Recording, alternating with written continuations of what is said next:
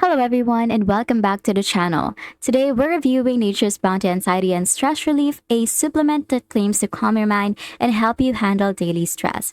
This product combines ashwagandha, sensoril, and l-theanine, two well-known adaptogens. It's positioned as a natural drug-free way to reduce stress and support focus.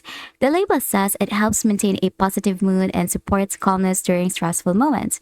With clinically studied sensoril ashwagandha, I take it daily for 2 weeks. It does help take the edge off. You feel calmer after about an hour. The formula is simple and the capsules are easy to swallow. Some Reddit threads praise it for being mild and non-drowsy. It is great for daily stress without feeling drugged, one said, but others complain about inconsistency.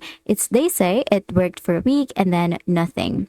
The ashwagandha dose is lower than optimal clinical studies, which I think is one of their flaws.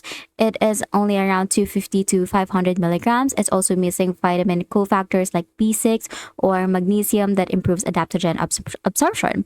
Now, my final verdict would be Nature's Bounty Anxiety and Stress Relief is a decent low dose option if you're just starting with adaptogens.